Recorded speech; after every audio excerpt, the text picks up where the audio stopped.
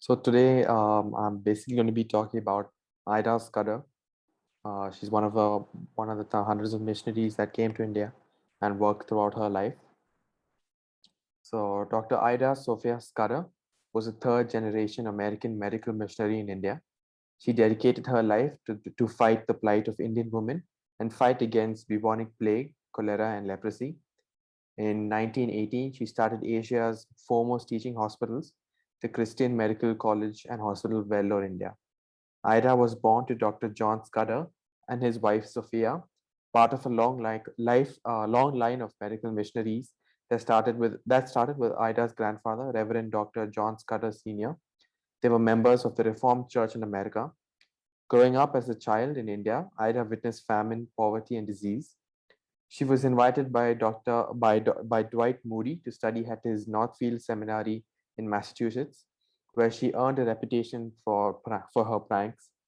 Ida initially expected to get married and settle down and have family in the United States after the seminary. In 1890, Ida went back to India to help her father when her mother was ailing at the mission bungalow in Madras.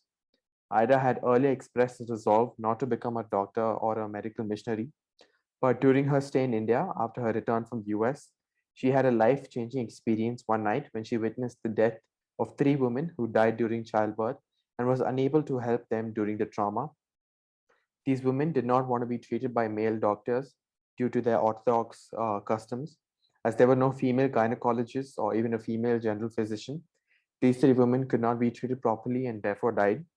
Witnessing the death of these three women, Ida was convinced that God wanted her to become a female physician to help the women of India. So she never got married and stayed single throughout her life to fulfill this mission that God planted in her heart. She graduated from Cornell Medical College in New York City in 1899 as part of the first class that accepted women as medical students. She then headed back to India, fortified with a $10,000 grant from Mr. Shell, a Manhattan banker, in memory of his wife. With this money, Ida started a tiny medical dispensary and clinic for women in Vellore, 75 miles away from Madras. Her father died in 1900, soon after she arrived in India, and in those 2 years, she managed to treat almost 5,000 patients with her clinic. Ida opened the Mary Tabor Shell Hospital in 1902, realizing that it would be impractical for her to go in alone in her fight to bring better healthcare to South India's women. She decided to open a medical school for girls only.